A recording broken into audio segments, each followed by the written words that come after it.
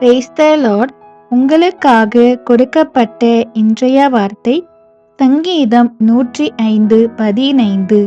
நான் அபிஷேகம் பண்ணினவர்களை நீங்கள் தொடாமலும் என்னுடைய தீர்க்கதரிசிகளுக்கு தீங்கு செய்யாமலும் இருங்கள் என்றார். கர்த்தருக்குள் பிரியமானவர்களே, நாம் தேவனால் அபிஷேகம் பண்ணப்பட்டவர்கள். நமக்கு என்ன நேர்ந்தாலும் சரி, நம் தேவன் நம்மோடு கூட இருக்கிறார்.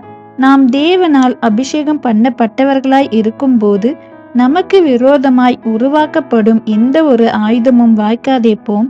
நமக்கு வருகிற சரீர பலவீனங்களாகிலும், நம் கடன் பிரச்சனைகளாகிலும், நம் குடும்பங்களில் பிரிவினை ஆகிலும், நாம் வேலை செய்கிற இடங்களிலும், மற்றவர்கள் நமக்கு செய்கிற எல்லா செயல்களிலும் எதுவும் நம்மை தொடாமல் மேற்கொள்ளாமலும் தேவன் நம்மை அவருடைய சிறகுகளால் மறைத்து பாதுகாத்து கொள்வார்.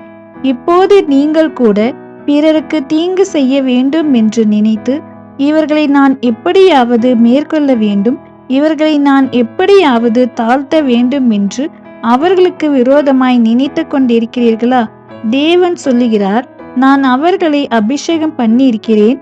அவர்களுக்கு விரோதமாக எதுவும் நினைத்து தேவனுக்கு பிரியமில்லாத காரியங்களை செய்யாதிருங்கள் என்று சொல்லுகிறார்.